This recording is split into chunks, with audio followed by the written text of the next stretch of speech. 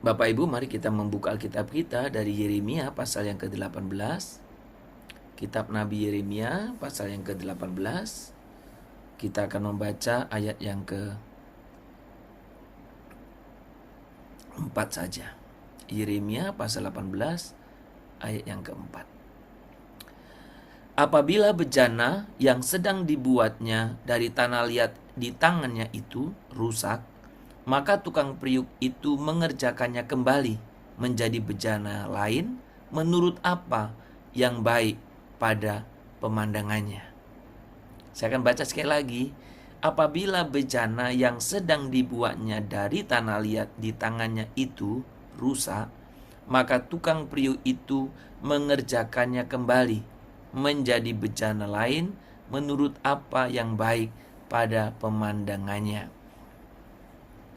Pagi ini dari ayat dalam Yeremia pasal 18 ayat 4 ini kita merenungkan sebuah topik tentang hancur agar dipakai. Yang menarik dari penglihatan yang dialami oleh Nabi Yeremia adalah bahwa Yeremia bukan sekedar melihat bejana yang rusak, tetapi fakta bahwa bejana itu rusak di tangan periuk, tukang periuk, atau di tangan penjunan. Sebenarnya sangat menarik karena Yeremia dalam penglihatannya bukan hanya melihat sekali lagi bejana rusak, tapi yang menarik rusaknya di tangan penjunannya, di tangan pembuatnya. Artinya apa? Artinya kehancuran itu terjadi bukan di luar kendali pembuatnya, bukan di luar kendali Tuhan, melainkan justru di dalam genggamannya, di dalam genggaman penjunan, di dalam genggaman Tuhan. Saudara, ada kehancuran yang lahir dari dosa. Kita tahu itu. Tetapi ada juga kehancuran yang lahir dari proses pembentukan. Saudara, tanah liat yang keras tidak bisa dibentuk. Pasti dia nggak bisa dibentuk. Tanah liat yang terlalu kering akan retak. Maka tukang periuk menekan, memutar, bahkan meremukkan supaya teksturnya kembali lentur. Saya memang tidak punya pengalaman untuk membuat periuk atau tembikar. Tapi membuat batu bata dan genteng, saya punya pengalaman. Membuat batu bata ada macam-macam jenis batu bata. Tapi semakin batu bata itu mau dijadikan batu bata yang bagus, maka adukan atau tanah itu mengaduknya akan lebih liat, lebih lebih intensif dibanding dengan batu bata yang biasa. Demikian juga ketika kita membuat genteng. Semakin genteng bagus, maka adukannya itu semakin intensif, semakin kuat, semakin liat. Dengan kata lain, ketika tanah liat itu mau dijadikan sesuatu yang jauh lebih baik, maka prosesnya jauh lebih sulit. Prosesnya jauh lebih lama dibanding menjadi yang biasa-biasa saja. Nah, saudara, ketika kita belajar tentang prinsip hidup dari apa yang dilihat oleh Yeremia, periuk yang jatuh di tangan penjunan itu, tukang periuk itu, yang akhirnya diambil lagi, diolah lagi untuk dibentuk menjadi periuk sesuai keinginan tukang periuknya atau penjunannya. Saudara, ketika kita berbicara ini, sebenarnya merupakan cerminan gambaran proses dalam hidup kita. Kita sering berdoa, Tuhan, pakailah aku. Sering ya, saya pun sering begitu. Tuhan, pakailah aku. Tapi jarang kita berdoa, Tuhan, ubahlah aku. Padahal Tuhan ingin memakai kita menuntut perubahan kita. Kita ingin fungsi, tetapi menolak proses, bukan? Kita ingin fungsi, tetapi menolak formasi. Kita ingin pelayanan, tetapi menghindari pemurnian. Kita ingin dipakai, tetapi tidak mau ego lama kita dihancurkan. Kita seringkali berdoa, bahkan menyanyi, pakailah aku. Tapi kita menghindari proses, menghindari formasi, menghindari pembentukan, menghindari permurnian. Padahal untuk menjadi bejana yang lebih bagus, priuk yang lebih bagus, alat yang lebih bagus, prosesnya akan lebih sulit. Saudara, karya anugerah Tuhan Allah tidak berhenti pada pembenaran. Saya selalu pakai statement ini untuk selalu mengingatkan kita, karena banyak orang memakai anugerah sebagai alasan untuk tidak menjalani proses. Anugerah Allah bergerak juga menuju penyucian. Penyucian itu proses, bukan? Penyucian itu bukan seperti kita proses kosmetik dilap ya, begitu ya, bukan. Tetapi itu transformasi, perubahan yang sangat-sangat radikal. Ego yang haus pengakuan, ambisi yang terselubung rohani, kesalehan yang penuh kebanggaan, semua itu harus diremukkan. Saudara dengar baik. Ego yang haus pengakuan, ambisi yang terselubung rohani, kesalehan yang penuh kebanggaan, semua itu Tuhan ingin hancurkan, remukkan, supaya saya dan saudara menjadi bejana atau priuk yang lebih baik. Tuhan tidak akan menuangkan anggur baru ke dalam bejana lama yang retak oleh kesombongan. Tuhan ingin menuangkan anggur baru dalam bejana yang baru. Untuk itu, yang lama harus diproses. Untuk itu, yang lama harus dihancurkan.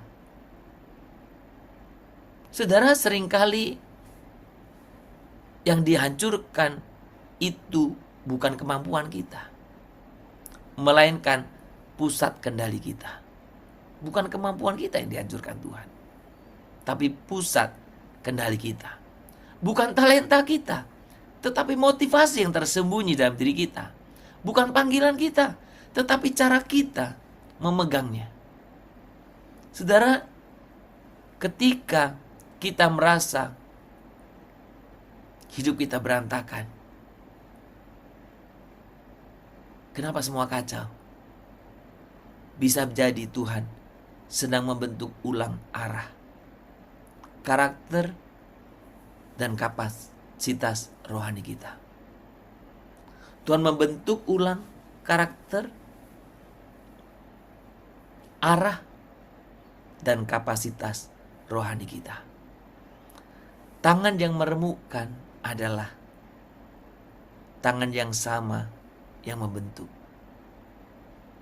Saudara, ketika membuat tanah liat itu menjadi liat, itu begitu kita kerja keras, menghancurkan, meremuk sampai liat, dibejek pakai tangan, diinjak pakai kaki. Tentu yang tidak pakai alat modern seperti sekarang ya. Pada masa saya seperti itu dulu.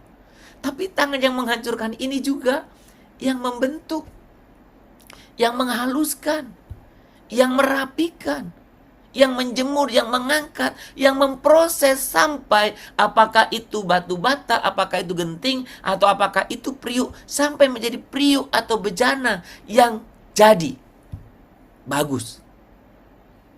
satu tangan yang mengerjakannya.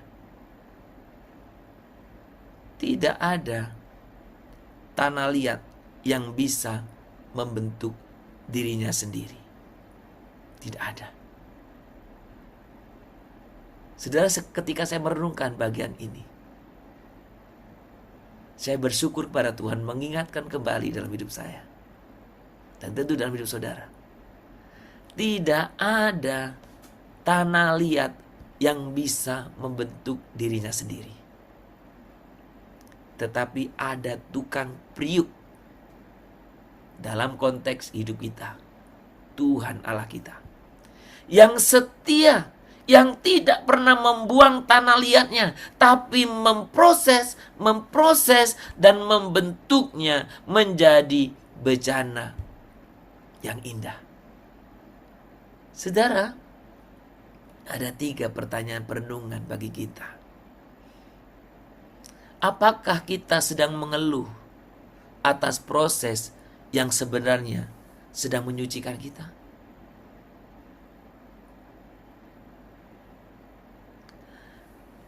Bagian mana dari diri kita yang terlalu keras untuk disentuh oleh Tuhan? Dan yang terakhir, jika Tuhan membentuk ulang arah hidup kita, apakah kita tetap percaya pada tangannya? Kiranya tangan Tuhan yang kuasa, yang penuh kasih itu membentuk kita. Ingat, tanah liat tidak pernah bisa membentuk dirinya sendiri. Penjunanlah yang membentuknya. Demikian kita. Kita tidak bisa memproses membentuk diri kita sendiri, tapi Tuhan yang memprosesnya. Ubah hatiku seputih salju, ubah hatiku seperti dirimu. Kata lebih sungguh lagi di hadapan Tuhan. Ubah hati kami ya Bapa. Ubah hatiku seputih salju, ubah hatiku seperti dirimu. Engkau penjuna ku tanah liat, bentuk jadikan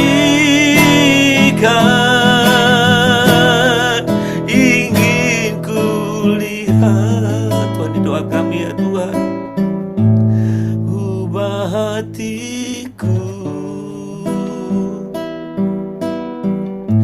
seputih salju, ubah hatiku seperti dirimu.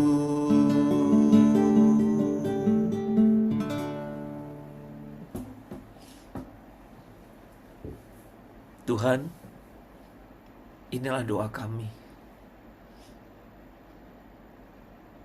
Bentuklah kami ya Tuhan, dan ubahlah kami, proseslah kami. Dan dengan iman kami menantikan. Kami mau menjadi bejana yang berguna bagi pekerjaan-Mu. Kami mau menjadi bejana yang berguna bagi kemuliaan-Mu. Entah seperti apa Engkau membentuk kami, kami percaya akan kuasa-Mu. Tuhan, Engkau tahu bagian mana dalam hidup kami yang masih keras, yang masih penuh dengan ego. Sering kami lebih takut kehilangan bentuk lama daripada kehilangan Engkau. Jika Engkau perlu meremukkan kesombongan kami, lakukanlah ya Tuhan. Jika Engkau perlu menghancurkan rencana yang bukan dari-Mu, kami menyerahkannya. Bapa, lenturkanlah hati kami. Sucikanlah motivasi kami. Bentuklah kami, bukan hanya agar berguna, tetapi agar kudus. Di tangan-Mu kami percaya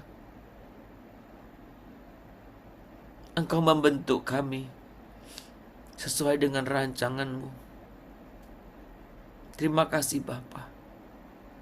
Terima kasih.